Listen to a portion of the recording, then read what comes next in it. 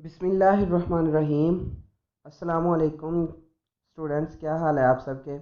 FSc part one का जो chapter हमारा फर्स्ट हम पढ़ रहे हैं बेसिक कॉन्सेप्ट, और इसमें आज हमने जो टॉपिक्स डिस्कस करने हैं, जो आपको सिखाए जाएंगे, वो होगा empirical formula, molecular formula, empirical formula determination के कैसे हमने जो है वो इम्पिरिकल फार्मूला को डिटरमाइन करना है, empirical formula from combustion analysis. और कंबस्शन एनालिसिस एक प्रोसेस है, एक एक्सपेरिमेंट है, उसके ज़रिए से हमने किस तरह से जो है वो इम्पिरिकल फार्मूला जो है वो फाइंड आउट करना है। तो लेक्चर से पहले सबसे पहले आप सबसे रिक्वेस्ट है कि जो लोग अभी तक मेरे चैनल पे न्यू हैं, प्लीज़ सब्सक्राइब माई चैनल और इस वीडियो को शुरू से लेकर लास्ट तक देखिएगा, क्योंकि बहुत ही अहम टॉपिक है ये।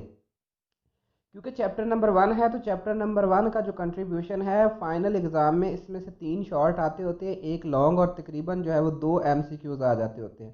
तो बहुत ज़्यादा इसका जो है वो कंट्रीब्यूशन है एनुअल एग्ज़ाम में। तो सबसे पहले है केमिकल फार्मूला। अब केमिकल फार्मूला जो होता है ये 2 तरह का हो सकता है, एक होगा मॉलिक्यूलर फार्मूला और दूसरा होगा इम्पिरिकल फार्मूला। अब मॉलिक्यूलर फार्मूला क्या है? A chemical formula of a substance that shows the actual number of atoms of different element present in a molecule is called molecular formula. तो केमिकल फार्मूला की ये type, जिसको हम molecular formula कहते हैं, तो मॉलिक्यूलर फार्मूला किसी भी सब्सटेंस का एटम्स जो उसमें मौजूद होते हैं किसी सब्सटेंस में, उनकी एक्चुअल तादाद के बारे में बताता है कि टोटल एटम्स जो हैं वो कितने हैं, टोटल यानी कि हर एटम कौन कितने कितना जो है वो उसका कंट्रीब्यूशन है इस वाले कंपाउंड में। मिसाल के तौर पे अब एग्जांपल से आपको क्लियर होगा कि मॉलिक्यूलर फार्मूला ऑफ बेंजीन क्या है? C6H6। अब यहाँ पे हमें ये मॉलिक्यूलर फार्मूला ऑफ बेंजीन बता रहा है कि इसमें 6 कार्बन है और 6 ही हाइड्रोजन है। तो ये ही हमें मॉलिक्यूलर फार्मूला बताता है। क्या? वो दोबारा देखें ज़रा। A chemical formula of a substance that shows, जो बताता है, दिखाता है, the actual number of atoms, हकीकी नंबर ऑफ एटम्स की। यहाँ पे देखना तो हमें हकीकी दिख रहे हैं कि कार्बन भी 6 है और हाइड्रोजन भी 6, of different elements, different elements, carbon और हाइड्रोजन 2 डिफरेंट एलिमेंट्स हैं प्रेजेंट इन अ मॉलिक्यूल, किसी भी मॉलिक्यूल में मौजूद हकीकी तादाद के बारे में जो हमें इंफॉर्मेशन देता है वो हमें कौन देता है? वो मॉलिक्यूलर फार्मूला।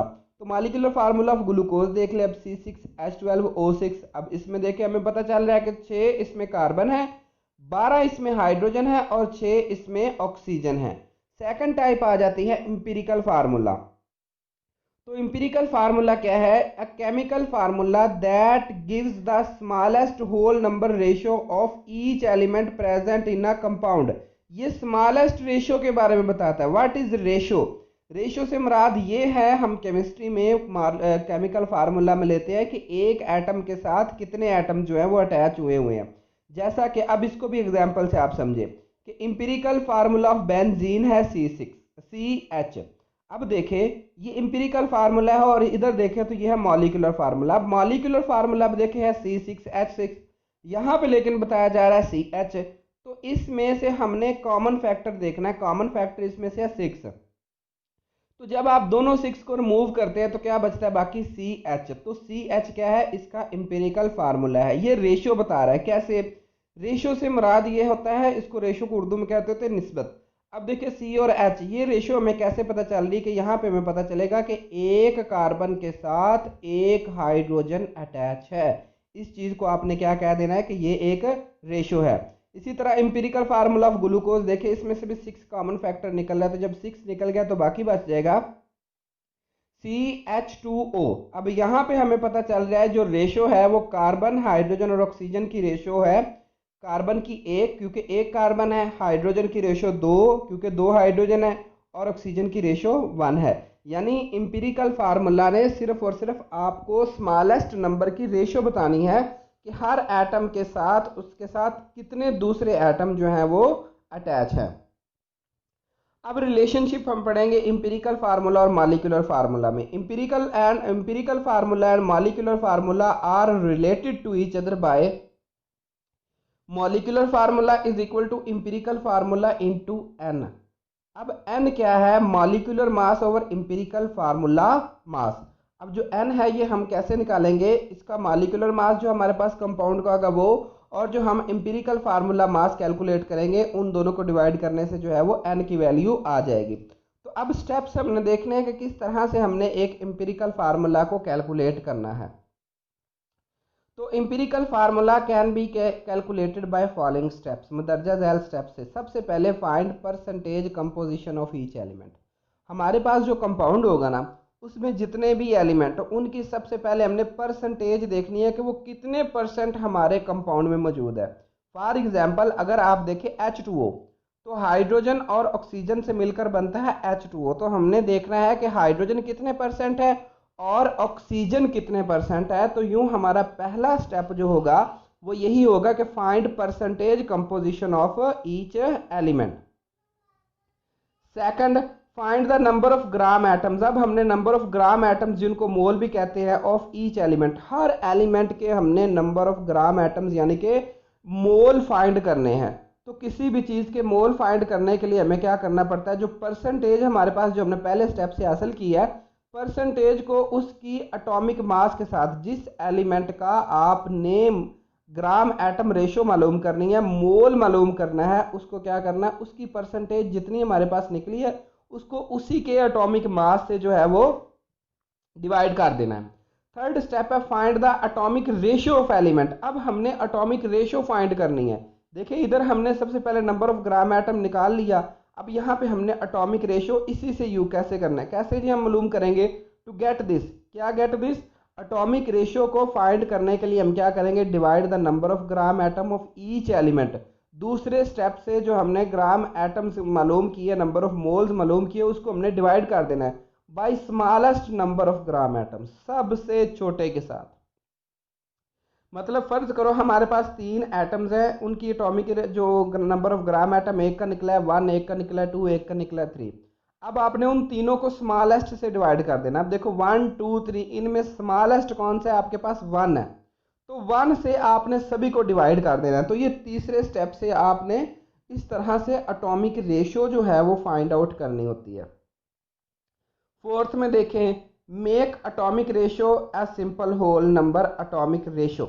आपके पास जो एटॉमिक रेशियो निकली है उसको सिंपल मल्टीपल के साथ आपने मल्टीप्लाई भी बार दफ़ा करना होता है। कैसे, ये इन सूरतों में होता है कि जब आपने तीसरे स्टेप से जो एटॉमिक रेशियो निकाली है ना वो निकला है 1.33, 1.5 निकला है। तो ऐसा कोई एटम नहीं होता कि एक एटम उसका 1.5 हिस्सा जो है वो शामिल है, नहीं, बल्कि क्या करना है, आपने 1.33 को किसी डिजिट के साथ मल्टीप्लाई करके एक होल नंबर लाना है। जैसे 1.33 को 3 के साथ मल्टीप्लाई करते हैं तो वो निकलेगा 3.99, जो कि इक्वल किसके हो सकता है, 4 के। अब 4 एक डेफिनेट नंबर है, यानी कि आपके पास जो एटॉमिक रेशियो निकली है उसको आपने इशारिये वाली में नहीं रहने देना, बल्कि उसको क्या करना है, एक होल नंबर, एक सूटेबल नंबर के साथ मल्टीप्लाई करके उसकी whole number atomic ratio find out करनी है। नेक्स्ट है empirical formula from combustion analysis. Combustion analysis के जरिए से जो हमने क्या करना है, एम्पिरिकल फार्मूला मालूम करना है किसी चीज़ का। अब सबसे पहले आपने क्या करना है कि जिस कंपाउंड का आपने एम्पिरिकल फार्मूला मालूम करना है ना उसको आपने इधर रख लेना है। ये टोटल 3 ट्यूब्स हैं, 1 2 और 3 ट्यूब्स हैं। तो पहली ट्यूब में आपने क्या करना है, सैंपल रख लेना। अब ये ना साइड पे जो आपको दिख रही है ये फर्नेस है, इसको हमने हीट अप करना है ताकि ये जो हमारा सैंपल है ये बर्न हो सके। अब आपने ये जो अंदर ग्लास ट्यूब इधर आपने रखी, इधर सैंपल रख लिया, अब इसको ऑक्सीजन प्रोवाइड करनी है। तो जब आप ऑक्सीजन प्रोवाइड करेंगे, ये कोई भी जो कंपाउंड है इसको हमने फिर फर्नेस के ज़रिए जलाना है। तो अब हमें ये पता होना चाहिए कि जब भी हम किसी चीज़ को बर्न करते हैं तो उससे कार्बन डाइऑक्साइड, पानी के वेपर्स और साथ जो है कुछ रिमेनिंग ऑक्सीजन भी बच जाती है और कुछ दूसरी गैसेस भी बनती होती हैं। तो अब जब ये कंपाउंड आपने यहाँ पे बर्न करना है तो ये गैसेस की फॉर्म में इस दूसरी ट्यूब में शिफ्ट हो जाएगा।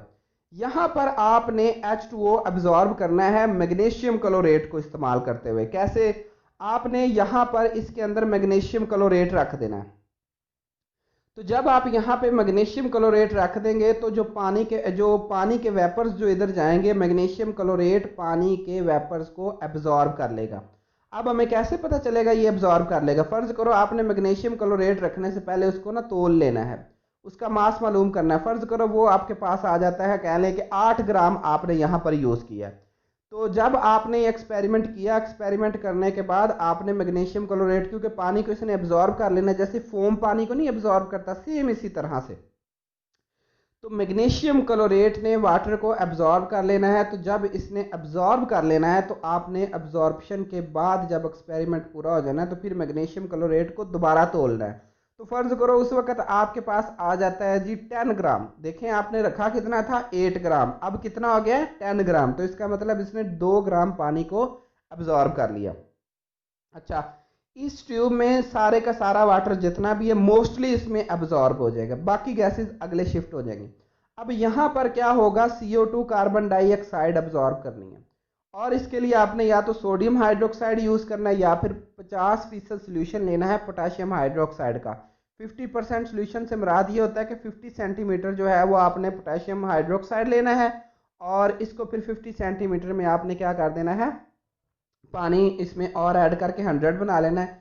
और ये इसका जो है वो 50 सेंटीमीटर सोल्यूशन होगा, मतलब 50% पोटेशियम हाइड्रोक्साइड और 50% जो है वो वाटर। इन दोनों को जब आप मिक्स करेंगे तो फिर आपके पास जो सोल्यूशन बनेगा वो आपके पास 50% पोटेशियम हाइड्रोक्साइड होगा। अब आपने यहाँ पे पोटेशियम हाइड्रोक्साइड अगेन फर्ज करो कि ये भी 8 ग्राम आपने यहाँ रख ली। तो जब एक्सपेरिमेंट हुआ उसके बाद जो आपने कार्बन डाइऑक्साइड जो है इसने अब्जॉर्ब की और फिर आपने इसका मास किया तो वो निकला 10 ग्राम। तो इसका मतलब ये है कि इसने 2 ग्राम कार्बन डाइऑक्साइड को जो है वो अब्जॉर्ब किया, बाकी गैसेस जो होती हैं वो फिर इधर से खारिज कर दी जाती हैं। अब हमने क्या करना है, दोबारा देखें क्या किया, सैंपल रखा, ऑक्सीजन सप्लाई की, बर्न हुआ, H2O और CO2 और O2 कुछ रिमेनिंग और कुछ दूसरी गैसेस इधर शिफ्ट हुई।